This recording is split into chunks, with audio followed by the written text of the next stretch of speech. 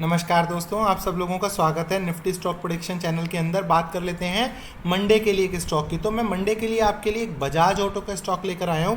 देखिए, बजाज ऑटो के स्टॉक को अगर ध्यान से देखेंगे तो दिस वाज द पॉइंट जहां पे बजाज ऑटो बार बार रेजिस्टेंस खा रहा था। ये 3900 का ये एक पॉइंट है जहां पे बार बार बजाज ऑटो एक रेजिस्टेंस खा रहा था। उसके बाद बजाज ऑटो इसके ऊपर निकल गया। वहां से बाद में बजाज ऑटो ने क्या करना शुरू कर दिया, सपोर्ट लेना शुरू कर दिया।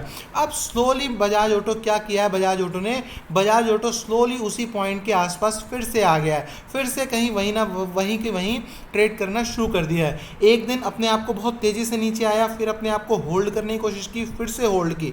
देखिए, जब मार्केट तेजी से नीचे आती है और यहाँ पर होल्ड करती है, वहीं की वहीं एक कैंडल आई और उस कैंडल के अंदर ही अंदर यहाँ पर होल्ड कर रही है।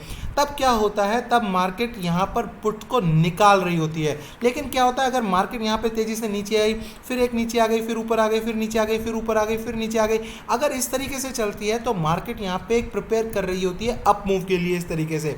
लेकिन अगर मार्केट यहीं कहीं एक ही जगह ऊपर नीचे नहीं आ रही, एक ही जगह रेड कैंडल में खेल रही है, तो मार्केट स्लोली क्या करती है, मार्केट पुट को निकाल रही होती है। और फिर अगले दिन जब ब्रेक होता है तो मार्केट के अंदर एक बड़ा फॉल फिर से मिलता है। ये जो नॉर्मली मार्केट की जो होती हैं स्ट्रेटजीज, ये नॉर्मली मार्केट के इस तरीके के ऐसे प्लान रहते हैं।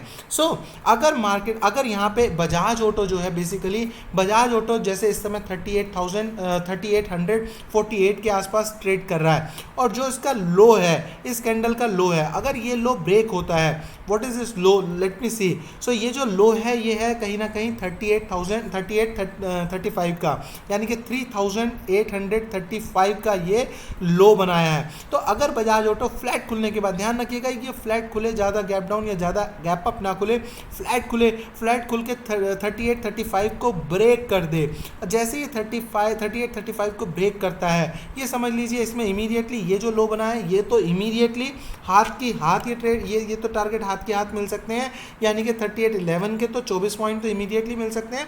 उसके बावजूद मुझे पूरी उम्मीद है कि 38 के नीचे, यानी कि 3780 तक के भी टारगेट आपको इसके अंदर मिल सकते हैं। But what should be the SL, मतलब अगर 38-35 को क्रॉस करता है तो आपको लगभग 55 पॉइंट मिल सकते हैं। What should be the SL, let me see the SL को देखते हैं। और ऐसा नहीं है कि सिर्फ यही पॉइंट, ये मैंने बहुत ही ऑप्टिमिस्टिक होके ये बहुत ही मैंने क्या कहेंगे, केयरफुल होके ये टारगेट आपको बताएं हैं, ताकि किसी का भी लॉस ना इसके अंदर ज़्यादा हो। क्योंकि अगर हम बड़े टारगेट के लिए बैठ जाएं, तो बड़े टारगेट के लिए अगर बैठ जाएंगे तो फिर प्रॉब्लम ये होगी कि हो सकता है वो यहाँ से कहीं से स्विच कर जाए, यहाँ से कहीं से स्विंग बना के और ऊपर निकल जाए, तो फिर हम बड़े टारगेट के लिए देखते ही रह जाते हैं। तो ये टारगेट पर आप क्या कर सकते हैं, अपनी विजडम के हिसाब से आप अपना स्टॉप लॉस ट्रेल करके फिर फर्दर क्वांटिटी को, हाफ क्वांटिटी को निकाल के इस तरीके से आप कर सकते हैं। तो 5 मिनट के चार्ट पर चलकर देखते हैं कि हमें कहाँ पर इसका एसएल प्लेस करना चाहिए।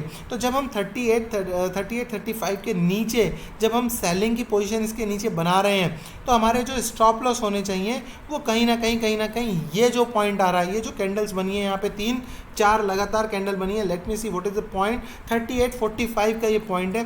3845 का हमारा क्या होना चाहिए, एसएल होना चाहिए। यहाँ से मार्केट अगर नीचे निकलती है, फ्लैट खुलने के बाद 3835 को तोड़ती है, तो मेरे हिसाब से उसने 3845 का एसएल हिट नहीं करना चाहिए, और इमीडिएटली हमको 3780 तक के टारगेट उसने हमें देने चाहिए। थैंक यू दोस्तों, अगर वीडियो अच्छा लगा please hit the like button and subscribe the channel. Thank you very much.